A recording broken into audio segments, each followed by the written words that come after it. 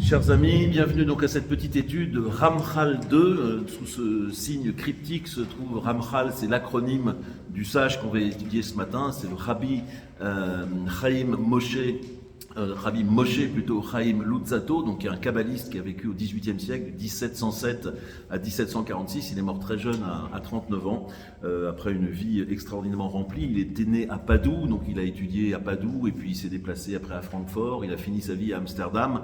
J'avais raconté un petit peu les pérégrinations de sa vie la dernière fois. Je vais faire une courte introduction, et donc cette année, on commence tout juste, Ramchal 2, c'est le deuxième cours qu'on va porter sur ce kabbaliste.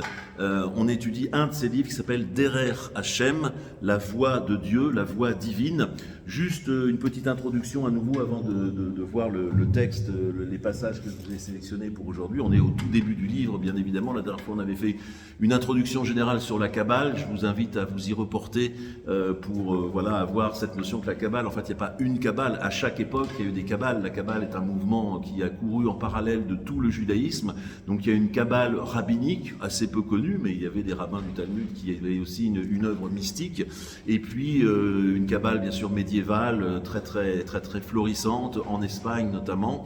Nous, on arrive à un moment où, donc au XVIIIe siècle, au début du XVIIIe siècle, où tout le courant rationaliste porté par Maïmonide, et Dieu sait si on l'a vu ensemble pendant 4 ans et demi à travers le Guide des Égarés, est un petit peu tari, avec l'expulsion des Juifs d'Espagne, a mis le dernier coup à cette philosophie juive espagnole.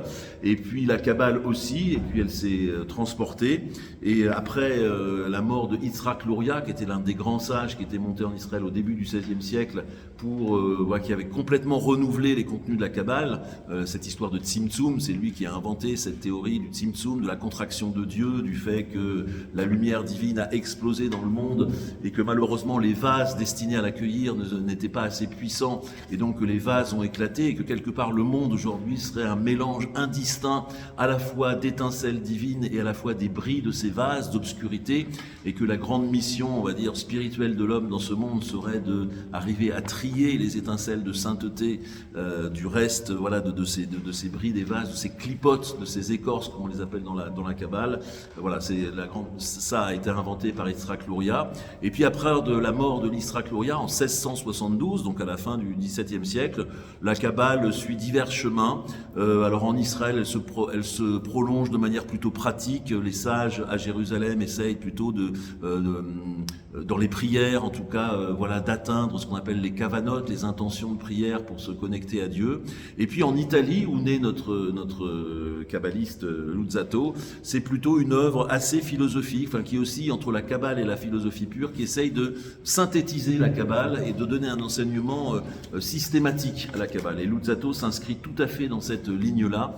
Il va proposer, en fait, plus qu'une Kabbale, une sorte de métaphysique du judaïsme. Alors une métaphysique qui va mêler les enseignements kabbalistiques d'Yitzhak Luria et de toute la tradition précédente, le Zohar, le Sefer Abahir, le livre de la clarté, le Sefer Yetzira, le livre de la formation, qui sont les 3 grands livres, la Bible en quelque sorte de la Kabbale, mais avec une entreprise philosophique très marquée. C'est d'ailleurs ce qui m'a intéressé dans le livre Derer Hashem. Pourquoi ? Parce que Luzzatto est à la fois un kabbaliste et un philosophe. Il y a une volonté pédagogique d'expliquer la Kabbale selon des principes, chose qui n'a pas toujours été le cas, et c'est ce qui nous va nous intéresser dans l'étude du livre. Alors, on avait donc lu un premier cours, la Akdama, l'introduction, où effectivement le Ramchal disait il est possible d'avoir une métaphysique de l'unité divine, parce que effectivement ce qui est fondamental pour lui, c'est l'unité de Dieu. Tout commence par l'unité de Dieu et tout doit finir dans la suite des temps par l'unité de Dieu. Évidemment, on va préciser cette idée qui est assez simple à énoncer mais complexe dans sa compréhension. Et donc aujourd'hui, on va voir le chapitre 1, enfin on va voir un résumé du chapitre 1, on va voir le tout début du chapitre 1 et sa conclusion, parce qu'entre les deux, il y a tout un tas de raisonnements qui nous intéressent moins, et le début du chapitre 2 où a lieu l'énoncé de c'est quoi le but de la création. Alors vous allez voir le chapitre 1, vous allez peut-être être surpris par la teneur un peu philosophique, on se croirait chez Maïmonide, voilà, c'est vraiment que des notions de philosophie. Et puis effectivement au chapitre 2, là il commence à se livrer en disant quel est le but de la création. Ce qu'il faut bien comprendre, c'est intéressant, pourquoi il y a cette partie philosophique. On se dit, mais c'est quoi là? On est chez les philosophes, on n'est pas chez les kabbalistes, etc. C'est que dans cette kabbale, dans la kabbale de Luzzatto, et ça a été repris par le plus grand kabbaliste de notre époque, du XXe siècle, Rav Ashlag, qui a complètement renouvelé les contenus de la kabbale, il y a un lien justement entre comprendre la création du monde et le tikkun nefesh, sauver son âme. Il y a tout un parcours spirituel qui est proposé à l'homme, qui est de réaliser le tikkun de son âme, d'améliorer son âme, de faire que notre âme soit pas pétrie par l'ego, mais justement illuminée, voilà, de la lumière divine. Et dans cette sorte de kabbale, en fait, ce travail spirituel personnel, propre à chacun, passe par la compréhension de la création du monde. Il faut absolument comprendre pourquoi le monde a été créé pour entamer une démarche spirituelle, parce que la démarche spirituelle qu'on est censé entamer chacun pour réparer notre âme, en fait, suit le processus de la création lui-même, reproduit à une échelle individuelle le processus de la création. Alors ce processus de la création, on va le voir dans les textes, mais je vous le dis déjà parce que sinon c'est difficile à comprendre, on ne sait pas trop où on est. En deux mots, alors c'est inspiré effectivement de Rabbi Yitzhak Luria, et puis c'est à la sauce Luzzatto, il y a d'autres enseignements qui s'y mêlent, mais en gros c'est que Dieu est le donateur absolu de tout. Il a voulu donner la vie, et l'essence de Dieu c'est de donner. Sauf que donner sans récepteur, c'est pas possible. Donc il faut que Dieu crée une structure réceptrice. Dans la Kabbale, cette structure qui reçoit s'appelle les vases, les kélim, les fameux kélim. Donc il y a ça, c'est le dispositif de base de cette Kabbale. Dieu donne, mais il doit le donner quelque part sur une structure qui la reçoit, et ça s'appelle les vases. Alors les vases, c'est pas des vases matériels, hein, évidemment, c'est une espèce de mot collectif qui veut dire quelque chose qui reçoit la lumière divine, et c'est collectivement, pour nous les hommes, ce sont les âmes. Les vases, ça comporte l'existant, le cosmos, mais aussi les âmes qui sont créées, qui sont destinées à recevoir la lumière divine. Et puis après, bon là j'en dis pas plus parce que là on rentrerait trop dans la théorie, mais après c'est là où ça commence à mal se passer. C'est-à-dire que les vases sont pas assez puissants pour supporter la lumière, donc chez Yitzhak Luria les vases se cassent, se brisent, et c'est pour ça qu'on vit dans un monde fragmenté, et il s'agit de recoller l'unité. Mais on commence à voir, pourquoi je vous dis ça, c'est qu'on commence à voir aussi pourquoi le Ramchal met l'unité en avant. Et puis après, on va voir que les vases aussi cherchent à reproduire ce geste, non contents de recevoir, ils vont chercher eux aussi à donner.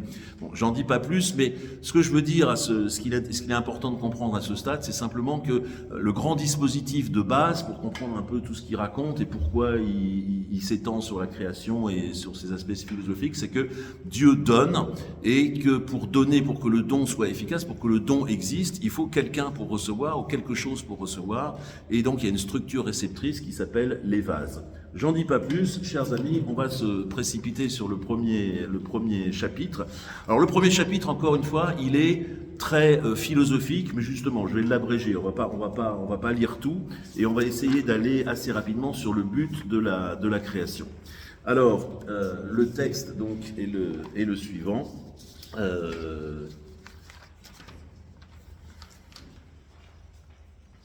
Alors donc je ne sais pas où est-ce que vous avez, là j'ai plus le Derer Hashem.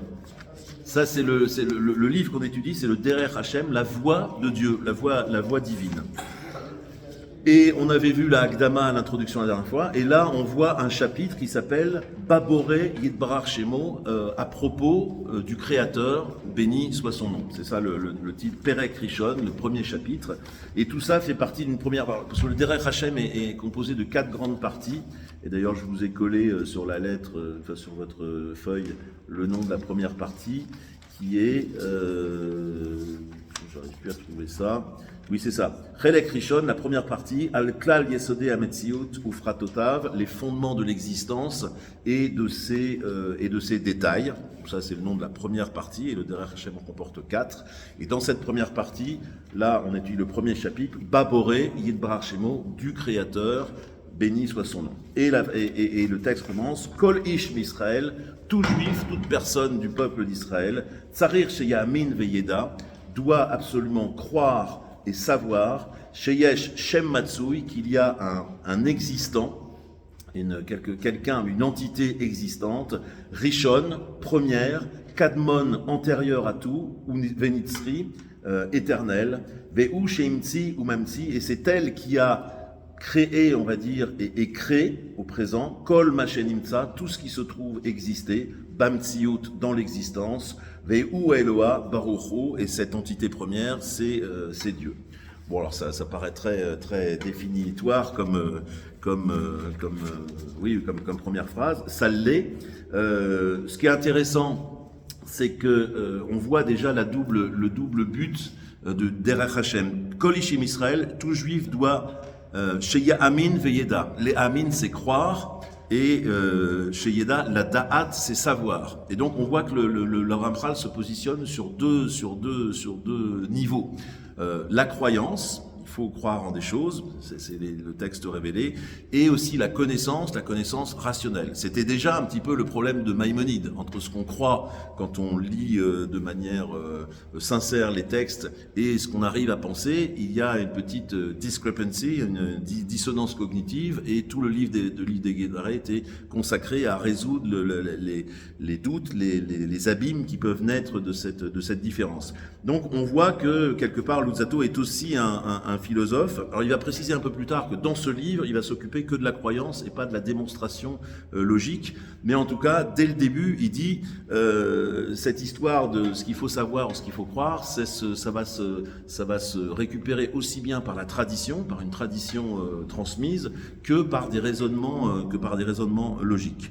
Donc il y a un être existant, Rishon Kadmon Venitzri, donc un être premier, antérieur à tout, sous-entendu antérieur à la création, c'est-à-dire qu'il aurait pu ne pas créer le monde, Dieu, mais s'il l'a créé, c'est qu'il y avait pour lui une nécessité à le créer, en tout cas une volonté de le créer, et une volonté de donner, en fait, c'est ça qu'il va dire plus tard, Venitzri et éternel, Ve'u Sheimtsi Amamtsi, et c'est lui qui, alors, Lehamtsi, ça veut dire trouver, notamment, mais trouver au sens d'inventer.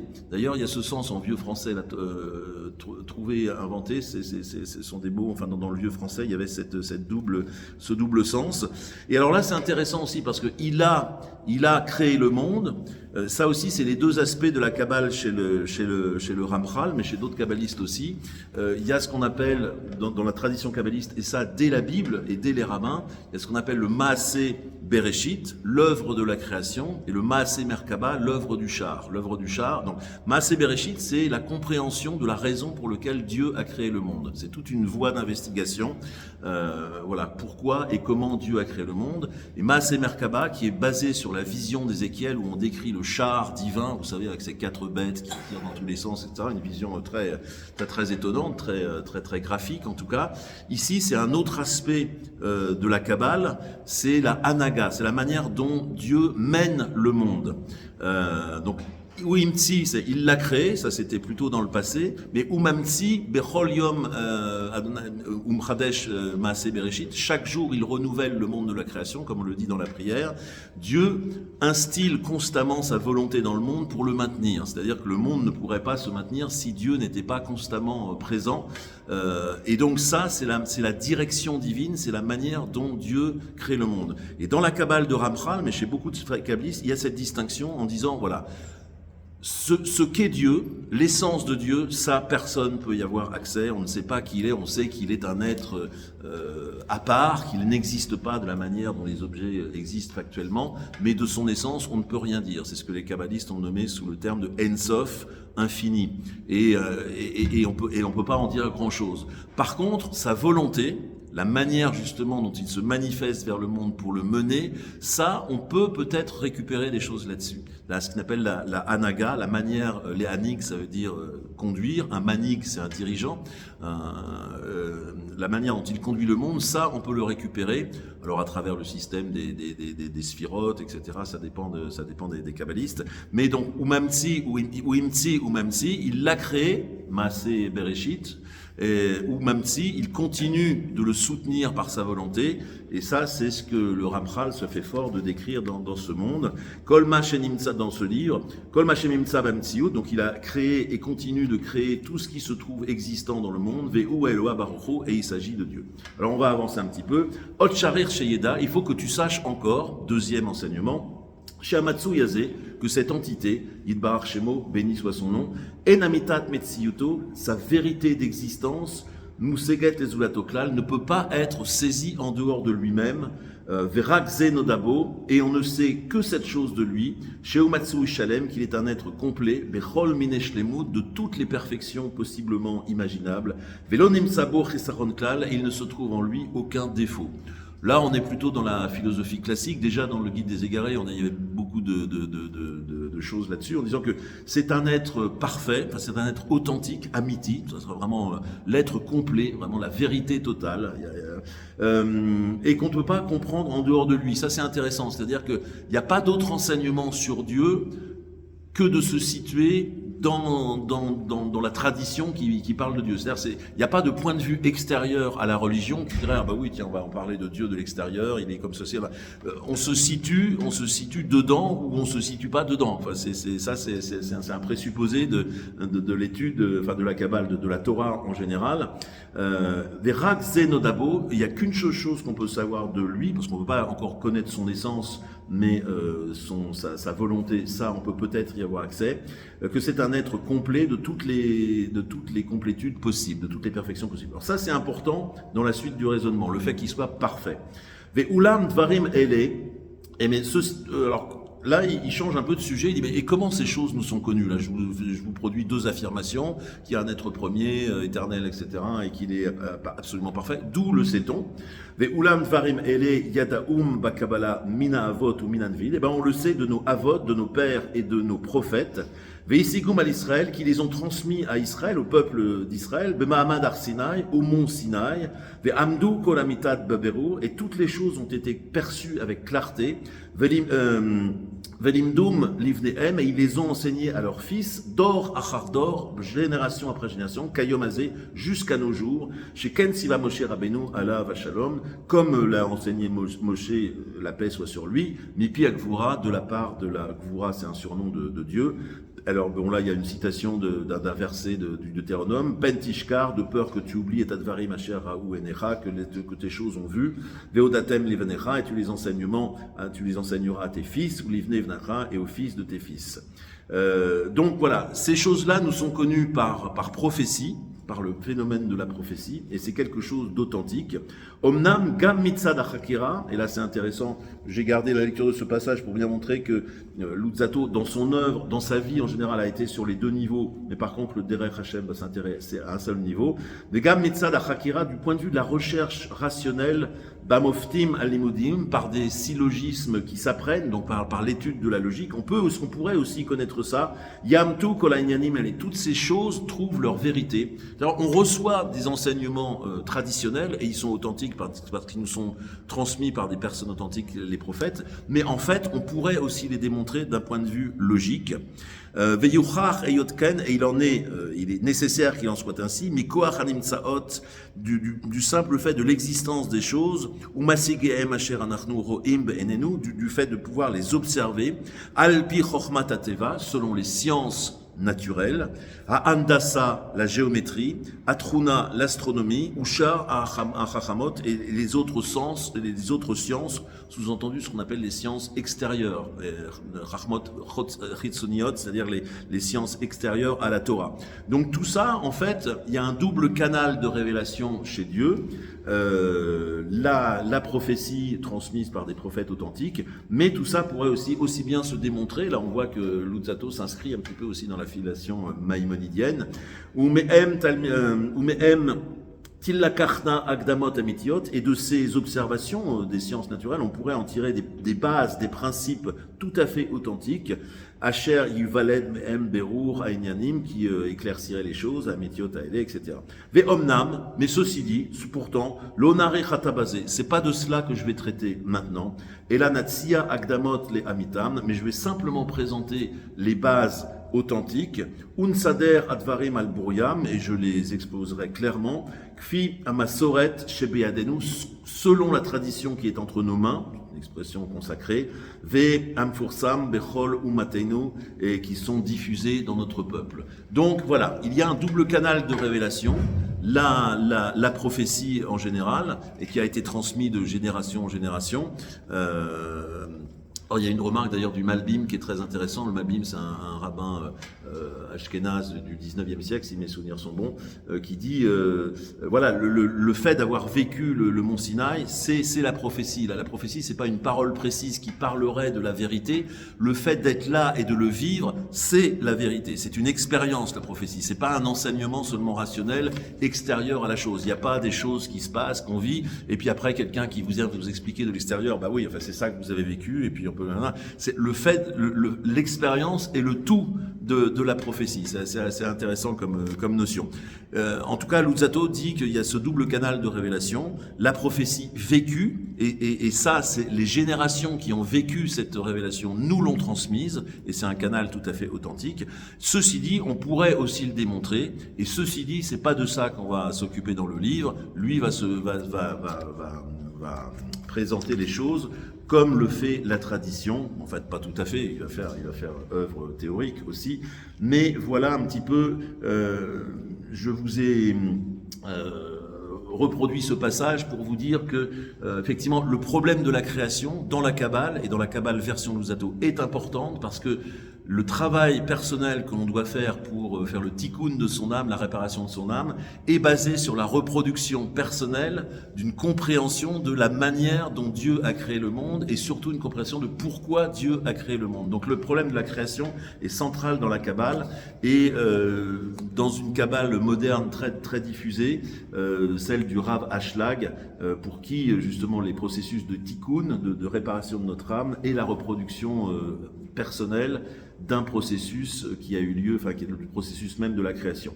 Alors juste pour terminer ce premier chapitre, encore une fois philosophique, et après on va en venir au but de la création, je vous ai mis les dernières lignes de ce premier chapitre, alors qui développe en fait, parce que vous avez eu, hein, la première chose à savoir, c'est qu'il y a un Dieu existant qui est antérieur à tout, etc., et qui est éternel. La deuxième chose à savoir, c'est qu'il est parfait, il est absolument parfait, et ça on va s'en servir dans le deuxième chapitre. Qu'est-ce que ça veut dire qu'il est parfait? Cette notion est importante. Et puis après, il détaille encore d'autres choses à savoir, il détaille 6 choses à savoir. Bon, là c'était un petit peu fastidieux, je ne vous les ai pas reproduits, mais je vous ai juste reproduit la conclusion, les dernières lignes de ce premier chapitre qui les résume. Venim tsaklal ayedi hot. Et voilà, donc les principes à savoir, Ashorashiot, les principes de base, Aele Shesh, ils sont au nombre de 6, VM, et les voici, ils sont les suivants. Amitat Metsiuto Yitbarach, la vérité de son existence, béni soit-il. Donc la vérité de son existence, c'est en fait sa perfection. Il a toutes les perfections possibles, là où tous les êtres en général sont déficients. Les êtres existent, mais ils sont par définition circonstanciels et partiels. Cette chaise est marron, mais elle pourrait être noire, elle pourrait être blanche, elle pourrait être plus neuve qu'elle n'est, elle pourrait être plus grande, elle pourrait être plus solide ou moins solide, ou faite de bois ou de fer, etc. Dieu, à lui seul, n'est pas de ce genre d'existence. Il n'est pas qualifiable par il est comme ceci, comme ceci, comme ceci, comme cela. Il est tout ce qui peut être. Bon, voilà. Une fois qu'on l'a dit, je ne sais pas si on est capable de le comprendre, nous, c'est juste des paroles. Mais en tout cas, c'est ça que veut dire la perfection divine. Il est tout ce qui peut être en même temps, en quelque sorte. Et donc voilà, c'est ça. Donc, Amitat Metsiuto, c'est ce qu'on entend par la vérité de son être. Shlemuto, sa perfection, c'est ce que je vous dis, c'est les infinies possibilités sont toutes réalisées en Dieu. Echea Hamatsui, la nécessité de son existence, il n'est pas de manière circonstancielle. Il est la simple idée qu'il puisse être entraîne son existence. Eyotam Bilti Nitle Bezulato, le fait qu'il ne dépende d'aucun créateur extérieur à lui, c'est le problème classique de théologie, oui mais si on trouvait un autre Dieu aussi puissant, en fait c'est contradictoire, enfin, c'est une contradiction logique. Donc par définition il ne dépend de rien d'autre de lui-même, Pshituto, sa simplicité, c'est-à-dire le fait que justement il ne soit pas composé, tous les êtres nécessairement sont composés, ça, on reconnaît un peu la philosophie aristotélicienne qui distingue entre l'essence et les attributs, et puis justement les attributs on arrive à les sérier et à les énumérer, mais justement le fait que Dieu soit parfait fait qu'il est absolument simple, on ne peut pas trouver de division en Dieu, de différentes parties, etc., pour affirmer ensuite qu'il est parfait, c'est contradictoire. Donc Pshituto, ça, on voyait ce genre de raisonnement chez Maïmonide aussi, Veyechudo, et son son unicité, le fait qu'il soit le seul à être sur ce mode d'existence-là. Voilà un petit peu ce qu'il a développé dans le premier chapitre. Fin du premier chapitre, donc assez philosophique, je vous l'ai dit, et pour une bonne raison, hein, c'est d'une part parce que c'est la forme d'esprit de Luzzatto d'être un peu toujours sur les deux registres, mais plus fondamentalement, comme je vous l'ai dit, dans ce type de Kabbale qui va se centrer sur l'âme et qu'est-ce que doit faire l'homme pour progresser et comment faire le tikkun de son âme, en fait l'âme reproduit le problème fondamental de la création, à savoir que Dieu a cherché à donner avec une structure réceptrice qu'on appelle les vases, comme je vous le disais, et que après ça s'est mal passé, les vases soit se sont cassés sous la force de la lumière, enfin un certain nombre de drames s'en sont ensuivis, et c'est justement en ça que consiste le tikkun. Mais encore une fois, il est très important de comprendre la raison de la création pour pouvoir ensuite récupérer la problématique spirituelle qui est propre à chacun. C'est ça la forme du dispositif. Et donc on aborde, alors juste le début, hein, parce que là je crois qu'on est déjà à presque une demi-heure. Non, il est quelle heure là ? 8h05, ah ouais bon. Alors on va vraiment juste voir le début, on n'ira pas aussi loin que ce que je voulais, mais je voulais juste poser en fait la problématique. Donc du chapitre 2, Betachlit Abriya, le but de la création. Ine Tachlit Babriya, Aya Leativ Mituvo Yitbarach Lezulato. Le but de la création, mes amis, c'est Leativ, alors Leativ, c'est, on reconnaît la racine Tov, faire du bien. Leativ, c'est accorder le bien, faire du bien. Faire du bien, Yitbarach les Zulato, à autrui, à ce qui n'est pas lui, en fait. Zulato, c'est tout ce qui est extérieur à quelqu'un. Faire du bien, donc c'est l'une des racines de l'existence de Dieu, c'est faire du bien. Ve'ine tir'e, et voici, qui ou le vado yitbarach shemo, ashlemut ha'amiti, amushlal bechol ha'chesronot, ve'en shlemut acher kamoto klal. Là, il revient sur l'idée de la perfection. Il dit, et regarde bien que il est seul, béni soit son nom, seul lui à la shlemut ha'amiti, à la perfection complète, vraie, amshulal mikol ha'chesronot, absolument dénué de tout défaut. Il n'y a pas d'autre perception qu'Amaou comme la sienne du tout. Et ça va être important parce que donc, on va voir pourquoi c'est important. On va continuer là. Et il se trouve que tout autre type de perfection qu'on pourrait trouver en dehors de lui, n'est pas en fait une perfection vraie. Il n'y a que lui qui a la perfection totale, et toute perfection à laquelle on pourrait penser chez d'autres créatures, sous-entendu, n'est pas une perfection vraie. Et là, mais elle n'est appelée perfection que de manière relative par rapport à quelque chose qui est déficient par rapport à lui. Mais la perfection totale ne se trouve que chez lui. On trouve qu'il insiste beaucoup. Pourquoi il insiste tant sur cette... Et c'est là la conséquence qu'il en tire. Et bien, du fait que son désir soit de léative les zulato, de donner du bien, d'inculquer le bien, enfin de déborder de son propre bien. Quelque part, il ne peut pas faire autrement que de diffuser son bien, c'est l'essence même divine. Lo yaspiklo beyoto metiv ksatov. Il ne peut pas se contenter de distribuer, d'instiller un petit peu de bien.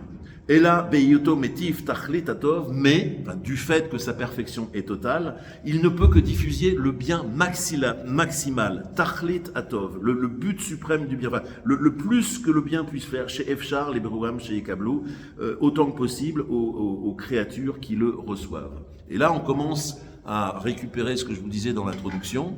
Dieu, par définition, dans son essence même, donne. Il donne de la puissance, il donne de l'être, il accorde de l'être, il fait exister les choses, parce que sa nature, c'est la seule chose qu'on peut dire de lui, sinon on ne peut pas décrire sa nature, c'est de donner.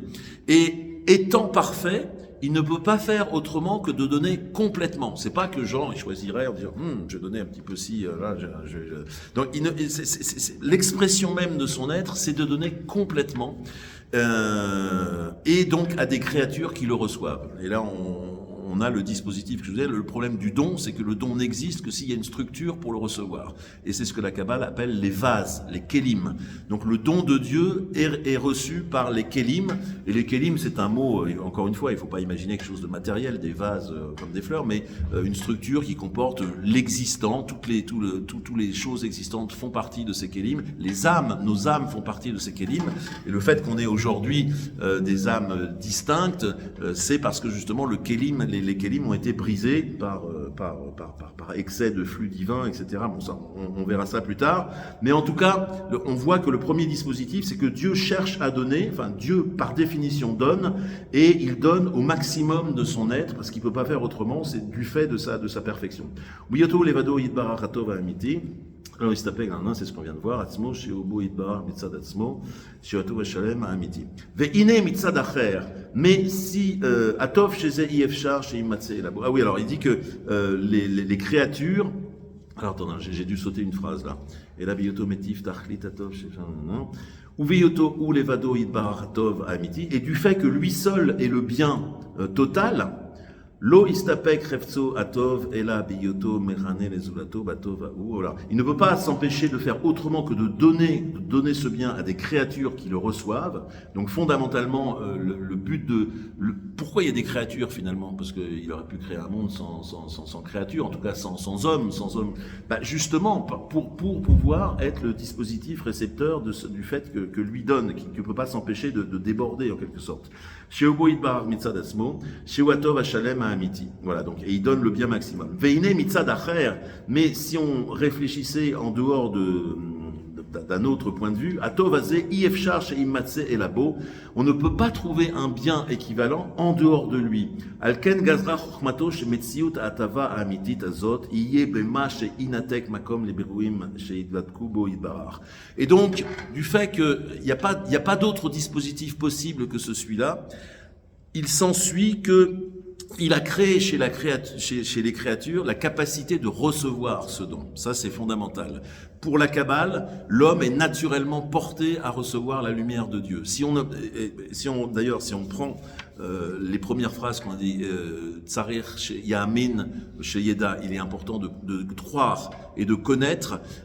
Il y a ce présupposé qu'effectivement l'homme a la capacité de recevoir la lumière divine et qu'il a la capacité de le comprendre. Dieu a envie de se faire comprendre et a envie de partager la raison pour laquelle il a créé le monde. Donc il y a une espèce d'optimisme fondamental dans cette Kabbale sur la nature humaine.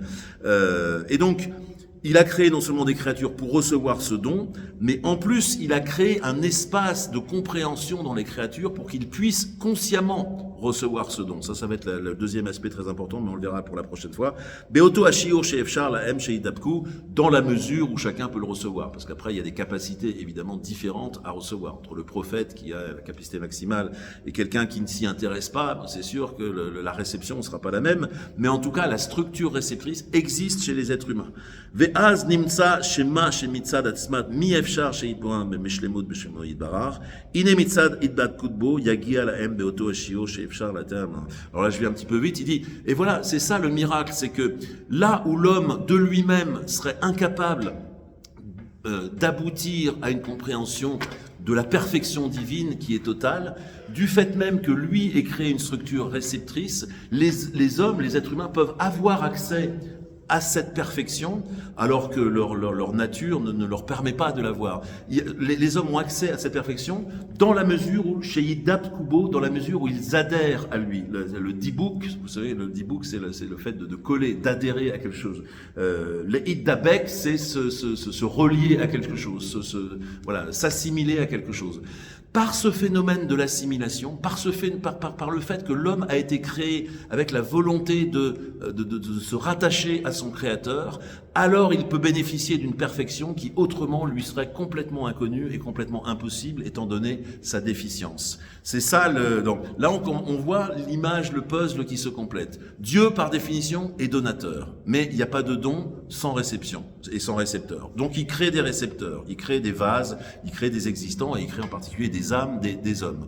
Et chez les hommes, il crée une capacité à comprendre qu'ils reçoivent quelque chose et c'est la manière dont les hommes, eux, peuvent avoir accès à une certaine perfection parce que par leur propre force, ils en seraient incapables, à travers le phénomène de l'adhésion à Dieu. Par le phénomène de l'adhésion à Dieu, et on voit combien la croyance est importante, parce que la croyance, c'est ce mouvement qui vous projette vers le Créateur. Sans ce phénomène d'adhésion, etc., il n'y aurait pas de possibilité de récupérer quelque chose de la perfection divine et de sa vérité. Veimtsu ne'enim batova, et il se trouve, donc il profite finalement de ce bien, qui est encore une fois le but fondamental de la création, à Amitit, à ou, Be'erer she'efshar lahem le'anot, dans la mesure où il est possible, dans la mesure relative où il est leur possible d'en bénéficier. Venimsa yot kavadatam itbarar shemo babriya shepara, et donc il se trouve que l'intention de Dieu était de créer un être, oui, capable de recevoir, de bénéficier de ce bien, livro mesheyen et nebetuva, qu'il puisse profiter de ce bien, Yidbarar, que son nom soit béni, beoto aderer chez Efchar, chez Yenaïma, dans la mesure où ils sont capables de le faire. Voilà un petit peu ça c'est les bases, parce qu'après il va y avoir un deuxième grand, enfin, il va y avoir plein de choses en fait, mais la base, je me répète, il est très important dans ce genre de Kabbale de comprendre le but de la création du monde, parce que la dramaturgie qui s'est passée là va se reproduire au niveau de chaque âme, donc au niveau de la compréhension. Et les bases de la compréhension, c'est que petit 1, Dieu est donateur. Le but quelque part fondamental de la création et de Dieu, c'est de donner son bien, de partager son bien. Il a besoin pour ça de créer une structure réceptrice qui s'appelle les vases, et en particulier donc les âmes qui font partie des vases, et de créer chez ces vases, chez ces âmes, la capacité à percevoir que quelque chose leur est donné, et c'est la façon dont ils sont capables, eux, de participer à ce bien, à cette perfection divine, par le phénomène de l'attachement, par le phénomène de la croyance, alors que par leur propre force, ils en seraient complètement incapables. Voici, les amis, le but de la création révélé en ce mardi 3 février. Voilà. Et après, on va voir, parce qu'après ça se complique un peu, mais je trouve que c'est une vision quand même assez enthousiasmante. Je ne sais pas ce que vous en pensez, mais alors bon voilà, c'est la base de... C'est la base de ce Derech Hashem, voilà, du début du deuxième chapitre. La suite au prochain numéro, les amis.